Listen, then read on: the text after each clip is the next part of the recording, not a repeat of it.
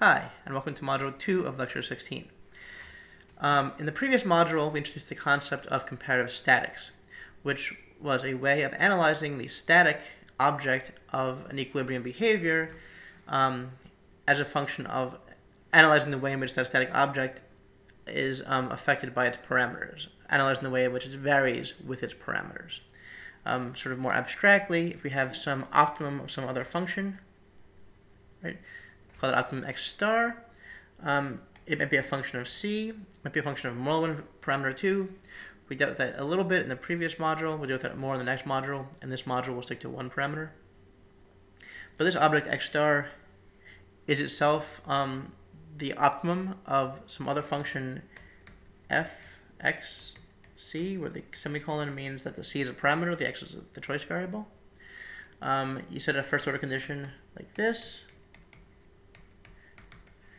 And the solution to that thing is x star, and you can write this like this, noting explicitly that x star is itself a function of the parameter.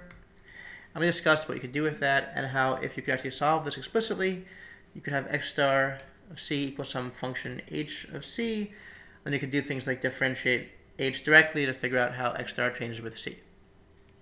So that was the major point last time in the previous module. Here we're going to start talking about what happens when you can't actually differentiate this thing explicitly, when you don't have an explicit form of x star. Why might you not have an explicit form of x star? Well, there are multiple reasons. The sort of simplest is you just don't want one, right? If your primary interest is in how x star changes with c, not what x star is, it would be great if you could go through and figure that out without having to bother actually computing x star. There are some techniques in game theory called monotone comparative statics that you do that under some assumptions. We discussed it a little bit in the previous lecture rather, both. And we gave an example of one sort of abstract case in the previous module where we differentiated directly to show, well, it was the envelope theorem in that case. We differentiated using the envelope theorem to show that you could see how the function itself, the objective function or utility function, was changing with the parameter without ever having to calculate x star. There are other techniques that you get at how x star changes with the c without ever calculating x star. So that is one reason. That's pretty common when you can get away with it, but not the most common, I guess I would say. Sometimes you might have a first order condition like this that's not analytically, that doesn't yield a closed form solution, not analytically tractable. So as a sort of silly one, if your x star equaled e to the c x star, you can't solve for x star. That's a transcendental equation, and as you may have learned way back in high school or whatever, you can't solve that for x star. Okay, so that's a second reason. Again, not that common, probably even less common than the first reason. The most common reason why you don't actually, why you're not actually able to get an explicit version of x star is that you use abstract functions for your utility function, right? Rather than having, before we dealt with an example like this, where we had some benefit minus some cost, that's all well and good, but what if instead you want to have an abstract function? And b is a function of x and c, that's the benefit, and there's a cost that's a function of x and c as well. This is a much more general form than the first one, and therefore it's better in an important way, and that it's more general and therefore more widely applicable. So oftentimes in game theory you want to use the most widely applicable functions possible, so you might use general functional forms. Problem is when you differentiate this, right, you get that the first order condition for this thing is db over dx minus partial c over partial x. And that is going to equal 0 when each is evaluated at x equals x star.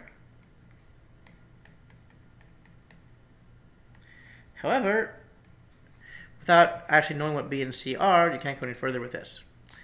And this is the most common way I would say that most common reason why you would not end up being able to write an explicit functional form for your optimum x star. But in all these cases, you can do the same thing to get at the actual answer. And that is use the notion of implicit differentiation. So implicit differentiation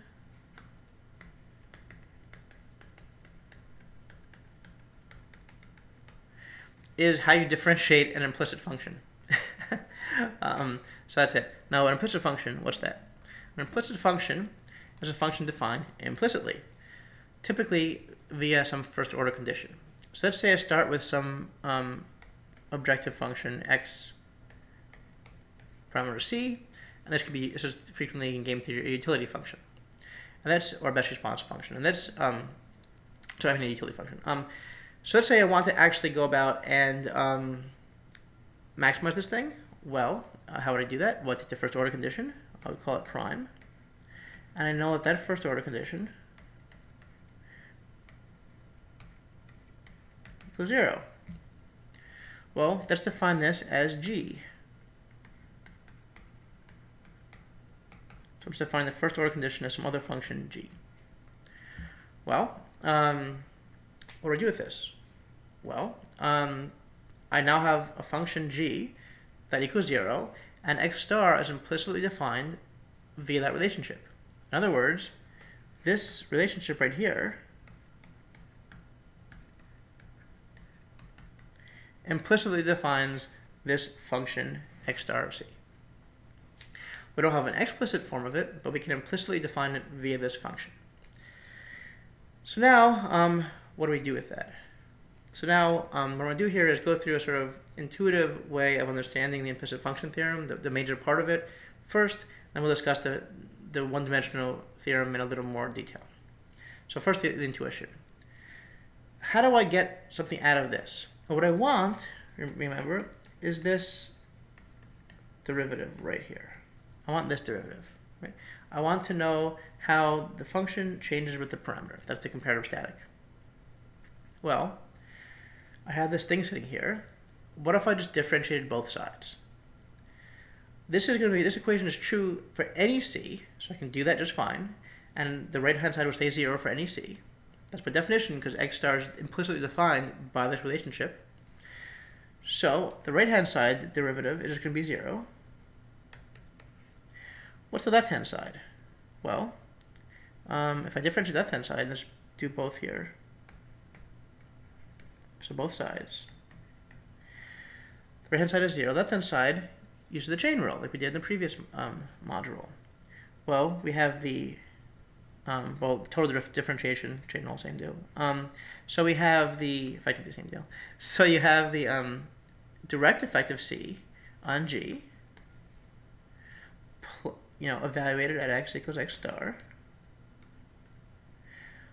plus the effect of g on x evaluated at x equals x star times dx star dc. Well, that's total derivative. But wait, this over here that I'm going to box in red right now is exactly our object of interest. That's what we want. So we can rearrange this thing, assuming that this thing is not 0. We can rearrange this thing to give us evaluated at x equals x star divided by dg partial g partial x evaluated at x equals x star, the negative out front, and there you go. That is the most important part for our purposes of the implicit function theorem in one dimension. It tells you how to compute.